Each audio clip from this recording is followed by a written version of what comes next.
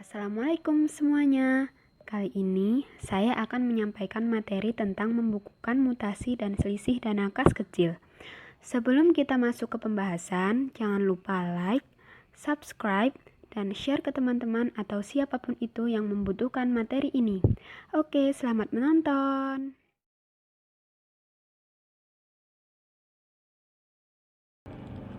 Perkenalkan, nama saya Sofia Mengkaromah dari SMK Negeri 1 Yogyakarta, kelas 10 AKKL 2, nomor absen 29.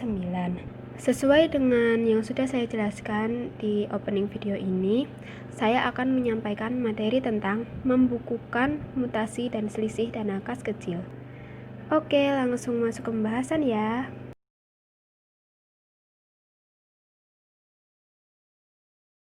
Pengertian mutasi dana kas kecil adalah perubahan dana kas kecil yang terjadi karena pengeluaran atau pemakaian dana kas kecil maupun penambahan atau pengisian kembali dana kas kecil dari kas umum. Seperti ini bentuk laporan mutasi dana kas kecil. Saldo awal ditambah pengisian dana kas kecil dan hasilnya dikurang dengan jumlah pengeluaran dana kas kecil, jadilah hasilnya saldo akhir dana kas kecil.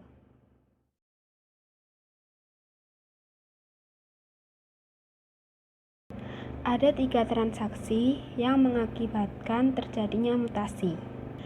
Yang pertama, transaksi pembentukan dana kas kecil. Yang kedua, transaksi pemakaian dana kas kecil.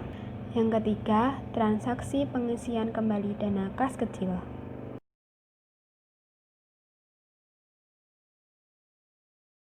Ada 2 metode pencatatan dana kas kecil. Yang pertama, metode impres atau sistem dana tetap. Yang kedua, metode fluktuasi atau sistem dana tidak tetap.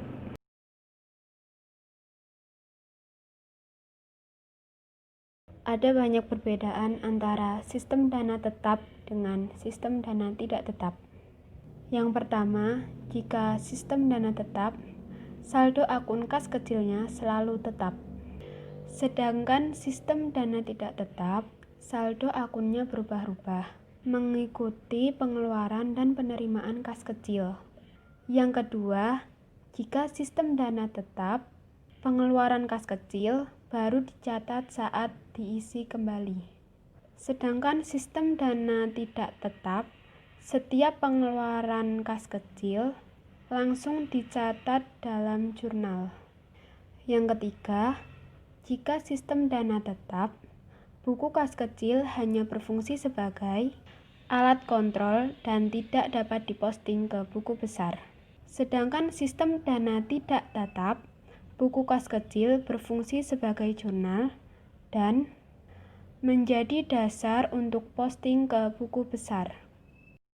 Di sini saya tampilkan bentuk pencatatan sistem dana tetap yang dibuat dalam jurnal umum. Pada saat pembukuan dana kas kecil, bentuk pencatatan di jurnal umumnya kas kecil pada kas. Pada saat pemakaian dana, pencatatannya tidak di jurnal. Pada saat pengisian kembali, bentuk pencatatan pada jurnal umumnya beban-beban pada kas.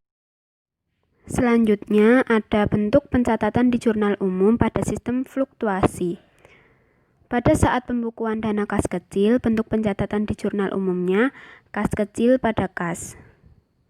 Pada saat pemakaian dana, bentuk pencatatan di jurnal umumnya beban-beban pada kas kecil. Pada saat pengisian kembali, bentuk pencatatan di jurnal umumnya kas kecil pada kas.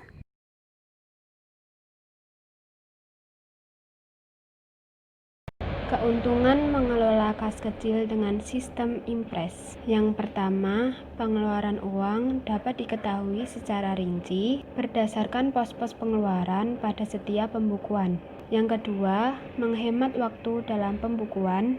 Yang ketiga, pengeluaran dapat dipantau karena jumlah saldo kas yang selalu tetap. Yang keempat, menghemat waktu bagi kasir kas kecil karena tidak diganggu setiap kali terjadi pembelian atau pengeluaran kas kecil.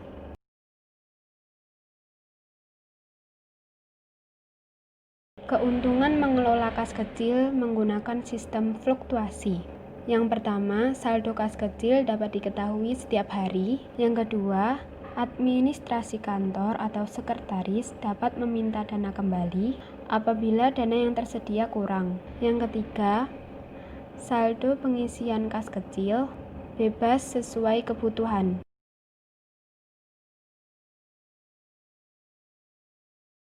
Pengertian selisih dana kas kecil adalah selisih antara kas menurut catatan dengan kas yang ada menurut perhitungan secara fisik.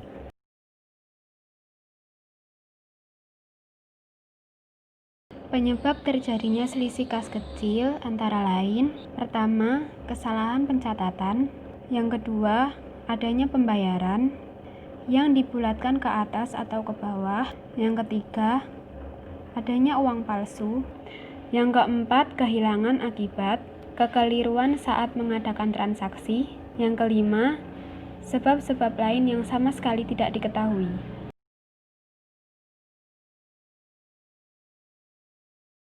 Menghitung fiksi kas kecil.